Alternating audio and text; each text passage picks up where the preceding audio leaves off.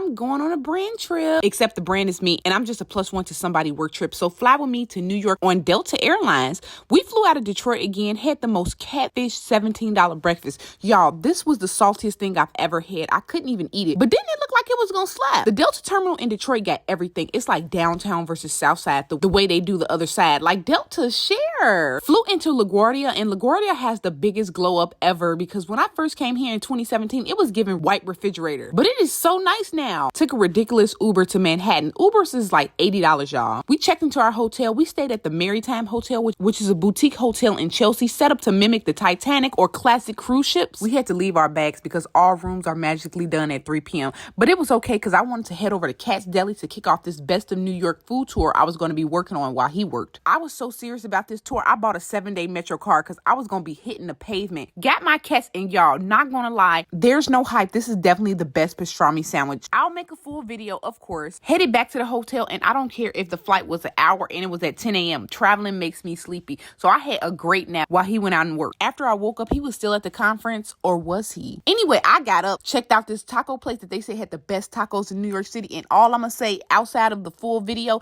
is the best Mexican food outside of Mexico, heck, probably including them, is in Chicago. But that was day 1 in New York. Stay tuned for the rest of my New York trip and the best of New York's food. One day in New York and my face lit up like a Crunch bar. Day 2, as always, the jam-packed touristy day. Like I mentioned in my previous video, I was on a journey to check out the viral or best spots in New York City while he worked. I used my handy dandy Metro card to take the bus to the top of the HighLine. I saw the cool Vessel thingy. It did look like they were doing work on it, but it was nice to see. Since my New York itinerary was mostly food, I was on a mission to walk as much as possible. My plan was to walk the HighLine, then stop at a bakery that's on my list. But about half mile into the HighLine, they were doing maintenance, so I just got off and walked to the nearest train to go to my first stop, Lafayette Bakery, home of the viral spin wheel cream-filled croissant. One thing about it, New York know how to make something look good, because this is definitely the best looking croissant I've ever seen. If you want to know how I felt about it, come back for the full video. So I had a list of spots, and some places were like lower priority, like if I got to it, I got to it. I passed Levain Bakery on the way to the Lafayette Bakery, so I figured why not. Stopped in and tried the viral double stuffed chocolate chip cookie. I think that's the name, and again, I'll make a full video on that. And then I actually walked back from my hotel from here. I walked down Bleecker Street, and it was so cool. I don't know how to describe it, but it reminds me of 90s New York sitcoms. Later that evening, and actually very early in the evening, because it was the only reservation I can get, we went to Tatiana's. I still cannot believe I dined at this wonderful restaurant twice in 1 year. I got to try all the things that I didn't try last time, and they even had new items on the menu because I don't remember this king crab dish. After dinner, they were having free Fridays at the Whitney Museum. The showcases was Edges of Alley. I don't know what that means, but it was a very nice event. I love the art, and I wish I could tell you more without sounding ignorant to art interpretation, but it was very cool. They even had a bar with skyline views. After we tried, keyword tried, to find Joe's Pizza, we ended up at Great Values Joe's Pizza, where I got cursed out. Y'all, why is New York like this? I ended the night with greasy pizza, and I felt so New Yorkish, but that was day 2.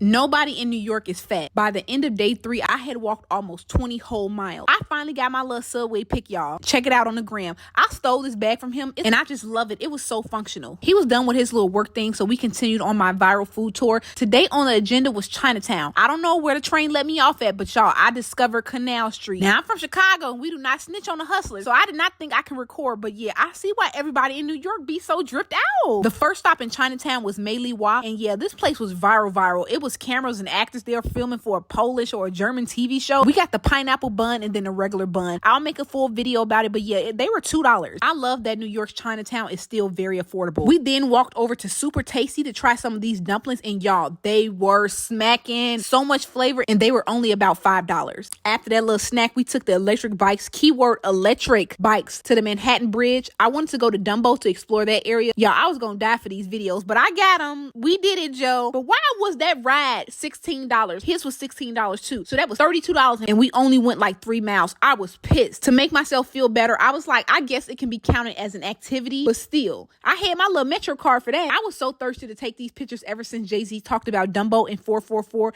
Now I own property, and if I missed out on a waterfront property right here, I'd be pissed too, because we saw studios for $3,000. So imagine if you had a whole building. After our little photo shoot, I had to tinkle, and look what I found. Time Out Market. Y'all, I've never even been to the one in Chicago. Chicago, but it's at the top of my list. I understand the concept of it, but since we had just ate, we just went to the restroom till I saw the bar had a watermelon margarita, and the black and me just had to have it. It was good too. We went back to Chelsea because we were switching hotels. Besides to and from the airport, this is the only Uber we took within the city. The second hotel was called INNSiDE. It was a pretty chic and modern hotel. We even had a whole balcony. I said, not you trying to show out. I've never even seen a balcony in New York. Later that night, we were supposed to go to the unlimited seafood place, Crab House, but after 2 days of basically eating, we were like, yeah, we're not gonna get our money's worth because our stomachs was just not feeling it. So we got these green high fiber smoothies. It was really good. I even took a picture of the ingredients so I can make it at home. After that, we went here. This is where we went. I can't say it. You can read though. And we had a great time. I'm gonna show what I can show without getting a violation. But if you're a mature adult, I definitely recommend paying it a visit. I think it was like $42 a person. And like other museums, there's other exhibits that you can pay more money to see. I rode the bull and that was like an extra $7 or $8. I can't really remember. But y'all, I could not believe I embarrassed myself like that. And she let me go twice and I failed twice. It was the pans. They was too slippery.